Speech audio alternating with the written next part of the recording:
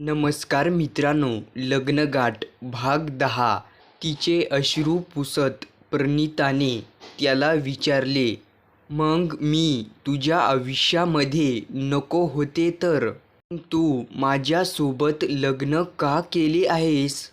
मग आता सूरज प्रणिताला म्हणाला, प्रणिता, तुझ्या या सर्व प्रश्नाचे उत्तरं मी आधीच दिलेली आहेत. मग हे प्रश्न पुन्हा पुन्हा विचारून काय होणार आहे? आता सूरज प्रणिताला म्हणाला, मी हे लग्न फक्त माझ्या आजीच्या हट्टापोटी केले आहे. सूरजने असं म्हणून तिथून निघून जाण्याचा प्रयत्न केला. प्रणिताने त्याच्या एका हाताचं मनगट पकडलं, त्याच्यामुळे तो जाऊ शकला नाही. प्रणिता आता सूरजला म्हणाली, तुम्ही आजीच्या सांगण्यावरून हे लग्न करू शकता. मग आता आजीसाठी हे नातं तुम्हाला टिकून ठेवावं लागेल.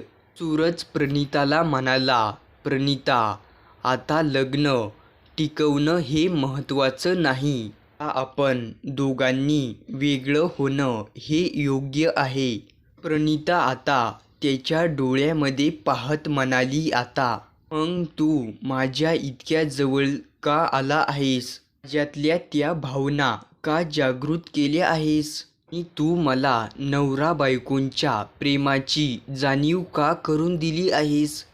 तू माझी इतकी काळजी का केलीस? आणि आपण एकत्र घालवलेले ते क्षण कोणचे होते? सूरज आता प्रणितावर चिडून म्हणाला, अगं प्रणिता, तू एकदा एकदा तोच प्रश्न का विचारित आहेस? मी तुला आधीच सांगितलं आहे, माझ्या आणि तुझ्यामध्ये याच्या आधी काहीच नव्हतं आणि आता पण आपल्या दोघांमध्ये काहीच नाही.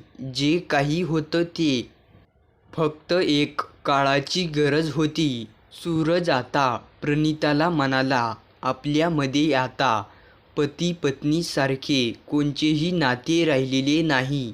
त्यामुळे आता प्रणिता, पाठीमागचा विचार सोडून दे आणि आपलं नातं आता आपण इथंच सोडून देऊ.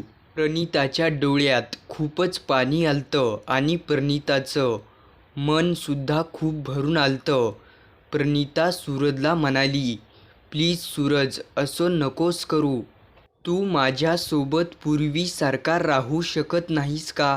प्लीज सूरज, माझ्यासोबत असं वागू नकोस. एवढा बदलला आहेस की मी याची कधीच कल्पना केली नव्हती. सूरज आता प्रणिताच्या जवळ आला आणि प्रणिताचे अश्रू पुसले आणि म्हणाला, प्लीज प्रणिता, तुझं हे रडणं वगैरे वगैरे लवकरात लवकर थांबव. पुढील भाग पाहण्यासाठी चॅनेल सबस्क्राईब करून घ्या.